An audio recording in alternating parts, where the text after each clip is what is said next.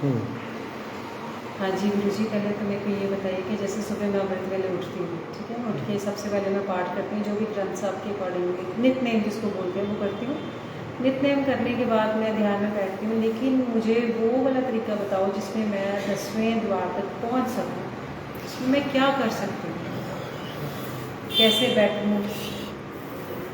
अच्छा, ऐसा है कि पहले तो ये बात जानना बहुत आवश्यक है कि दो ही रास्ते हैं, एक रास्ता सही है और एक रास्ता गलत है, समझने की बात है। जो भी और जो रास्ता सही है वो एक ही है, वो अलग अलग नहीं है। भ्रम इसीलिए है कि हम एक ही रास्ते को ठीक से नहीं जान पाते, इसलिए हमें लगता है अलग अलग रास्ते हैं। बौद्ध, सिख, जैन, हिंदू, आप यदि ठीक से स्टडी कर लें, ठीक से पढ़ लें, तो आपको पता लग जाएगा कि ये एक ही धारा है, एक ही जड़ है। समझ लें इस बात को। कैसे? अब इसका पहले भी मैंने कहा था कि मध्य युग में जब हमारे गुरुकुल की व्यवस्था समाप्त हो गई, तो उन टेक्स्चर्स को जिसको कहें कि जो गाइड कर सकते हैं, हम गुरु कहें, ऋषि कहें, ब्रह्मज्ञानी कहें, ठीक है ना, यहाँ रख दो ना, ब्रह्मज्ञानी कहें, वो अपनी बातों को रख रहे थे, वो हमसे खो गई। सामान्य जनमानस को ट्रेनिंग की ज़रूरत होती थी संस्कृत के लिए, लोकल लैंग्वेज के लिए नहीं। ये बात अब भी जानने वाली है कि हमेशा ही दो लैंग्वेज तो आपको जाननी पड़ेगी, एक जो मेन है और एक आपकी लोकल है। ये दो लैंग्वेज यदि आप जारी रखते हैं तभी आप सफल होंगे। आज शायद हम हिंदी को, है ना, और मातृभाषा अलग अलग जगह अलग अलग चीज़ें हैं, ये दोनों भाषाओं पर हमारी पकड़ होनी बहुत ही आवश्यक है। दोनों में से कोई एक चीज़ भी आपकी नहीं है तो कहीं ना कहीं आपका, ठीक। तो जो ऋषि थे, जो ब्रह्मज्ञानी थे, वो दो बातें कह रहे थे अपने टेक्सचर में। एक जो 90% जो टेक्सचर में चीज़ थी वो थी कि हमारे बाहर के समाज के लिए हम कैसे रहें, अलग अलग कल्चर में अलग अलग व्यवस्थाएं हैं, है ना, अलग अलग तरीके हैं रहन सहन के, रिचुअल्स हैं, वो जगत व्यवहार, और एक है अंतर व्यवहार, मिस्टिक्स, रहस्य विज्ञान। अब रहस्य विज्ञान उसी में ऐसे कही गई है बात जो साधारण जन को क्लियर नहीं होती, वो पाठ करते हैं। अब गीता जी में हर टेक्सचर में, आप गीता में ही देखिए जो कृष्ण जी ने कही है कि प्राण को अपान से मिलाना है, नासिकाग्र दृष्टि रखनी है, सीधा एक आसन पर समभाव में बैठना है, अभी क्या है, और प्रणव का ध्यान करना है। अब ये पूरी की पूरी एक बहुत गहरी विधि है, कोई समझे तो, है ना। लेकिन अब ये प्राण क्या है, अपान क्या है ना, प्राण और अपान को मिलाना ही योग है। हठ योग, हकार और ठकार, एक है प्राण और एक है एक है सूर्य और एक है चंद्र। अब देखिए, आती हुई श्वास ठंडी है और जाती हुई श्वास गर्म है। ये जो है पिंगला, हकार, ये गर्म है, और ये ठकार ठंडी है, चंद्रमा है। तो सारा खेल जो योग का है वो सूर्य और चंद्र, ईड़ा, पिंगला और सुषुम्ना, तीन। तो पहले तो ये समझना होगा। दूसरी बात ये समझनी होगी कि आप ठीक से यदि पढ़ लें शंकराचार्य जी को, भज गोविंदम, या उनका अद्वैत वेदांत है, और आप पढ़ें गुरु ग्रंथ साहब को, आपको अंतर मिलता है कि नहीं मिलता है आप खुद देखें। गुरु तेग बहादुर जी की वाणी को पढ़ें और भज गोविंदम आप पढ़ें, और पढ़ के फिर बताएं कि क्या अंतर आपको मिलता है, और यदि नहीं मिलता है तो फिर सोचना चाहिए जो क्या है। आप कुछ नहीं है, आप 3-6 महीने में आप देख सकते हैं, ज़्यादा नहीं है। उसके हिंदी एडिशन भी आ गए, संस्कृत हिंदी, थोड़ी मेहनत करते नहीं तो हिंदी भी देख सकते हैं, है ना। उपनिषद देख लें आप, अष्टावक्र महागीता देख लें आप ध्यान से देख लें तो उससे एक लाइन इधर उधर नहीं। जो मिस्टिक्स चीज़ें हैं समझ लीजिए, है ना। और उपनिषद में तो जगत व्यवहार है ही नहीं एक तरह से। अब दूसरी बात आप समझ लीजिए, कुछ लोग ये कहते हैं कि निराकार। अब एक तरफ तो आदि गुरु शंकराचार्य जी ने पंचशक्ति है ना, विवेक चूड़ामणि, बड़ी अद्वैत सिद्धांत की बातें कही। और दूसरी तरफ उन्होंने ऐसे ग्रंथ भी लिखे जो पूजा पद्धति के थे। तो जब एक स्थिति होती है, कुछ लोग सिर्फ साकार और कुछ लोग सिर्फ निराकार, और कुछ लोग जो ठीक ठीक पता होता है उनके लिए साकार में भी निराकार है और निराकार में भी साकार है। ये समझ बात को।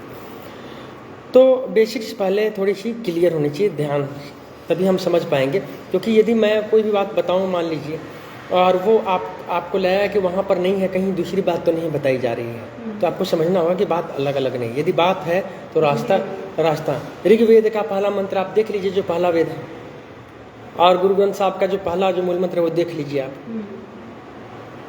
यदि देखना हो ध्यान से। तो मैं नहीं कहता कि क्या है नहीं, आप खुद देखें, ठीक है ना। जो कुछ भी कहने पर फिर चीज़ें, जो 15 भक्तों की जो चर्चा है गुरु ग्रंथ साहब में, बहुत से तो बहुत पहले हुए हैं ना गुरु नानक देव से, तो ये बात ध्यान देने की है थोड़ी सी।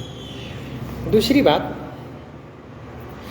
हर जगह है ना 10वें द्वार की बात है, उसको आप परमात्मा का गेटवे कहते हैं, ठीक है ना।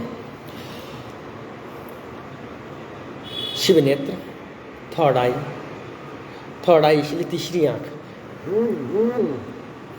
इसीलिए कही गई है वो बात, क्योंकि ये दोनों आंखों से हम संसार देखते हैं, तीसरे से संसार के पार का देखते हैं। ये सच है, ऐसा होता है। लेकिन कई लोगों के पास होती भी हैं चीज़ें तो प्रदर्शन नहीं करते, बल्कि उपयोग भी नहीं करते हैं। वो क्या करते हैं, वो सिर्फ ध्यान लगा, क्योंकि इससे सिर्फ परमात्मा तत्व को देखने के लिए। लेकिन वो चाहे तो देख सकते हैं, जिस दिन वो चाहे वो आपके रोम रोम को देख सकते हैं, ये भी सच है। लेकिन वो इसलिए नहीं लगाते। कभी कभी क्या होता है कि हर चीज़ में 1 रुपये को 2 रुपये बना दो, या 1 रुपये को भी गवा लो। या तो जो मिली हुई है आपको, आप वहीं पर उस चीज़ को है ना कंटिन्यू करके अगले सीढ़ी पर पहुंच जाए, क्योंकि 10वां द्वार अंत नहीं है, शुरुआत है। 10वां द्वार अंत नहीं है, वहाँ से गेटवे ऑफ परमात्मा, वहाँ से वो डिवाइन का जगत खुलता है आपके लिए। लेकिन खुलता, मैंने कई लोगों पर काम किए हैं, खुलता उन्हीं के लिए है जो कि ठीक ठीक चल रहे हैं। नहीं तो विधि बता भी जाए, तरीके बता भी दिए जाए, थोड़ा बहुत अनुभव के अलावा कुछ हाथ नहीं आता। छोटे मोटे काम भी नहीं बनते उनके संसार के। क्यों? तैयारी नहीं है। तैयारी का मतलब यह है कि सबसे बड़ी पात्रता जो है ना आपके हृदय की होनी चाहिए। यदि आप समर्पण में नहीं हैं, यदि आप भरोसे में नहीं हैं, आपके लिए कोई दरवाजा नहीं खुलेगा। क्योंकि सबसे बड़ी पात्र, गुरु ग्रंथ साहब में भी कहते हैं लज्जा खंड। क्या है? कृपा खंड और लज्जा खंड। पहले आपको कृपा आ रही है, आपको महसूस होना शुरू हो। लज्जा आपको तब आती है जब आपको लगता है अच्छा इतनी कृपा आ रही थी और मैं इतना नालायक, फिर भी मुझ पर इतनी कृपा आ रही थी। ये हर जगह है, गुरु या परमात्मा आप पर कृपा कर रहा होता है, लेकिन आप उस चीज़ को समझ नहीं पाते अपने नादानी में। लेकिन जिस दिन समझ आती है ना, आपको शर्म आती है कि मेरे पर इतनी की गई कोशिश, मेरे लिए इतना किया गया और मैं ऐसे। तो वहाँ से वो भाव जब आपके अंदर आती है ना, क्योंकि हम मंगना बने होते हैं। तो मंगना बनने से एक ही बात है, मंगना जब बने होते हैं ना, तो फिर हमें उस कृपा का एहसास नहीं होता। जिस दिन से हमें कृपा का एहसास होता है ना, उस दिन से हमारी यात्रा शुरू होती है। कितनी चीज़ें हमारे लिए करी गई। नहीं तो दूसरी बात, ये हमेशा एलाइव रही हैं चीज़ें। ये ऐसा नहीं है कि आप सिर्फ पढ़ के चीज़ों को ले लें। एक व्यक्ति कोई सामने में खड़ा होकर बता दे कि वो 10वें द्वार पर टिक गया है ना, और टिक गया है तो इसके प्रमाण होने चाहिए।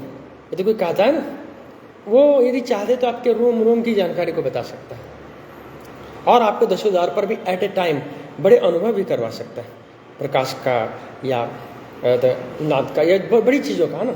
एट ए टाइम आपको घर ध्यान, आपके श्वास तक रुक जाए, एट ए टाइम ही, कल भी नहीं, एट ए टाइम ही करवा सकता है शक्तिपात के जरिए, क्योंकि शक्तिपात का भी केंद्र ये है।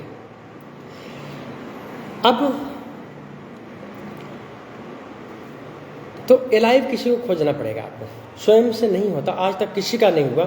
थोड़ा बहुत खड़खड़ाहट भड़बड़ाहट हो जाए, उससे शक्ति जागरण है। और जब तक आपको दिखने न लगे, कहते हैं ना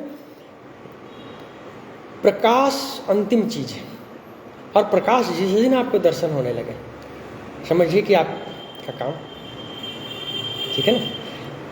तो कहते हैं परमात्मा प्रकाश स्वरूप है। तमसो माँ ज्योतिर्गमय मृत्यु और माँ अमृतम गमय। तमस से, अंधकार से प्रकाश की तरफ चले, और जब अंधकार से प्रकाश की तरफ हम चलेंगे, तभी मृत्यु से अमृत की तरफ। जो मृत है, हमने अभी अपना रिलेशन मृत के मृत से रखा है। जो भी है, जो दिख रहा है वो नाशवान है, हम उसी को ठीक कह रहे हैं। लेकिन जिस दिन हमारा प्रकाश से नाता अनुभव हो जाएगा, उस दिन हमारा नाता अमृत हो, और सब कुछ हमारे लिए अमृत हो जाएगा। फिर कुछ मरेगा नहीं हमारे लिए, क्योंकि हमारी दृष्टि हो जाएगी। आप यहाँ बैठे हैं और आपको नहीं पता आपके बगल में कौन बैठा है। वो सूक्ष्म जगत यहाँ से दिखता है, वो सूक्ष्म जगत इस जगह से दिखता है, इन दोनों आँखों से संसार, और यहाँ से उसके, हाँ उसके कई तरीके भी हैं, ये बात ठीक है। लेकिन तरीके तभी बताए जाते हैं कि आप बढ़ सकें। चूँकि यदि तैयार नहीं है ज़मीन ना, तो चीज़ें मैंने खराब, अपने अनुभव में पहले भी मुझे कई संतों ने भी ये कहा था कि भाई ऐसे मत करो। मैंने देखा चीज़ें खराब हो जाती हैं, बल्कि उससे अच्छा था कि बीज डाला ही न जाता, क्योंकि फिर वो कहीं भी नहीं रहे।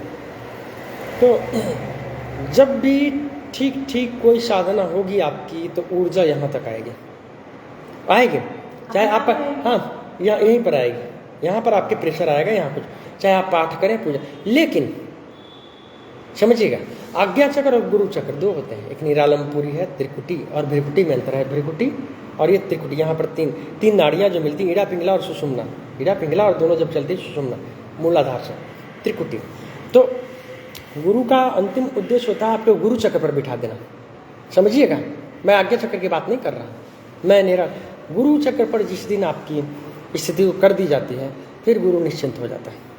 फिर उसे लगता है कि अब ऐसा नहीं कि न के बराबर चांसेस होते हैं भटका, आज्ञा चक्र तक भी भटकाव के चांसेस होते हैं थोड़ा बहुत अब, क्योंकि वहाँ आपके बड़ी सिद्धियाँ मिल जाती हैं, बड़ी शक्तियाँ मिल जाती हैं। लेकिन वो भी मिलती तब है जब एक स्थिति तक आपको तरीके बता दिए जाए और आपको वो खोल के एक बार अच्छे से दिखा दिया जाए। आप कम से कम कुछ समय तक आप उसको खोल के उस प्रकाश में टिक जाएं, और तब नहीं तो प्रकाश आया और गया, फिर वो बात नहीं होती। प्रकाश के सिर्फ आने जाने से, उसमें टिकाव होना चाहिए प्रकाश से। कबीर जी ने कहा है ना, बिन दामिनी उजियारा, बिन बाती बिन तेल, है ना। सब संतों ने कहा है एक प्रकाश की बात, सब संतों ने एक नाद की बात कही, लेकिन नाद का सिर्फ मतलब सुन लेना ही नहीं है ना। नाद का मतलब यह है कि किस ध्वनि को पकड़ के आपको टिकना। कई तरह की ध्वनियाँ होती हैं। आपने यदि ठीक यात्रा नहीं करी तो फिर आप पता नहीं कहाँ बह जा रहे हैं। फिर उस समय में किस अलग अलग ध्वनि का भी अलग अलग चक्रों से संबंध होता है, ये भी सच है। तो जो नाद कहते हैं, ओंकार कहते हैं, प्रणव कहते हैं, और जो प्रकाश कहते हैं, ये मूल तत्व। और भी कई चीज़ें हैं, लेकिन ये मूल तत्व है। जैसे रस का पान, साधारणतया 4 चीज़ों से समाधि लगाते हैं योगी लोग। एक, योनि मुद्रा से आनंद उपभोग करना, मतलब हमारे अंदर ही स्त्री और पुरुष दोनों हैं। और एक विशेष तरीका है जो यदि हम यूज करें तो वही आनंद एट ए टाइम हमारे अंदर आने लगेगा, योनि मुद्रा के जरिए। बहुत कम लोग जानते हैं इस बात को, है ना। योनि मुद्रा में कई तरह के होते हैं, हाथों से बनाते हैं, ठीक है ना। षणमुखी मुद्रा को भी कई लोग कहते हैं। बहुत तरह की बात इसमें भी है, लेकिन किस चीज़ की मैं बात कर रहा हूँ जो जानने वाले शायद बिरला कोई होंगे वो समझते हैं, है ना। एक होता है कि परमानेंट, है ना, स्टाफ होता है, एक कॉन्ट्रैक्ट पर होता है, एक एडहॉक होता है। समझ रहे। उसी तरह हर जगह है कि आपको कौन सी चीज़ दी गई है, उसी में उसी तरीके में वही कहा के बात वह है, ठीक है। जैसे मंत्र में भी मंत्र बदले जाते हैं, आपको आश्चर्य हो। और शिव विद्या में आपको आश्चर्य होगा, जो 6ठी और 7वीं दीक्षा होती है ना, वो जो 7वीं दीक्षा है ना, महामेधा दीक्षा, मेधा दीक्षा, महामेधा दीक्षा, वो उनकी होती है जो मरे हुए मछली को जिंदा कर देते हैं, प्रत्यक्ष वही दे सकते हैं। समझ लीजिए इस बात। तो आप किसी भी साधना कीजिएगा तो ऊर्जा तो ऊपर जाएगी। फिर इंतजार कीजिए, यदि आपकी ठीक साधना का भाव है तो गुरु प्रकट हो जाएगा। और जिस दिन वो प्रकट हो गया, आपके यहाँ से आवाज़ आएगी कि हाँ, 2 आवाज़ आएंगी, एक संसार की और एक आपके अंदर की। संसार की आवाज़ें हमेशा ही अध्यात्म के विरुद्ध, ये माया है वो ब्रह्म है, 2 आवाज़ें हमेशा साथ चलेंगी। आपको ये निश्चय करना होगा कि आपको किस आवाज़ के साथ जाना है। संसार की अपनी सहूलियतें हैं, अपने फायदे हैं, और अध्यात्म में भीतरी है तो थोड़ा आपको ठीक है ना। तो ये आप 2 घंटे बैठ, मान लो गुरु ने कहा नहीं आपको बैठना है सुबह उठ के, आपको लगता है इतना काम करने के बाद सुबह कौन उठे, ये क्या 1 घंटे रोज हम दें, 6 महीने में एक लैंग्वेज के जानकार हो जाए, फिर उससे कुछ अर्थ आ जाए। तो ऐसा नहीं होता, या किसी दिन का है किसी पर्व पर आपको बैठना है इस तरह से, तो आपको लगता नहीं कि कोई और चीज़ जरूरी, फिर अध्यात्म आपके लिए नहीं है।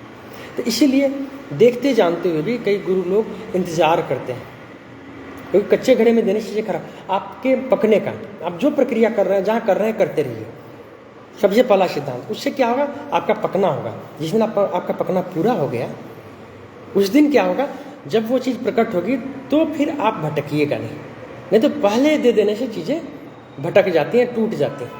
क्योंकि आप संसार में भी देखें ना, जो योग्य नहीं है ना, पात्र नहीं है, उसको उस स्थान पर भी आप रख दीजिए तो वो खो देता है। बिना तैयारी के किसी कंपटीशन में किसी को करवा दीजिए, किसी जगह पर आप करवा दीजिए, वो कर नहीं पाएगा, क्योंकि वो योग्य नहीं था, पात्र नहीं था। वो 50 बहाने वो लगाएगा, लेकिन वो पात्र नहीं था। लेकिन जॉब में भी कई लोग पैरवी से जब आ जाते हैं, उनका परफॉर्मेंस, और कई लोग मेहनत से आते हैं, उनके परफॉर्मेंस फर्क होता है। तो आपके मेहनत से जब चीज़ मिलती है, तो आप जहाँ हैं, जो कर रहे हैं, जो पाठ कर रहे हैं, पूरे इस भरोसे से कीजिए कि रास्ता मिलेगा। लेकिन जब रास्ता मिले, आपको लगे कहाँ यहाँ से रास्ता मिले, फिर सब भूल जाइए और झुक जाइए पूरी तरह से, क्योंकि झुकना ही पात्रता है। और जिस दिन उस व्यक्ति को लग गया कि सच में आपने ऐसे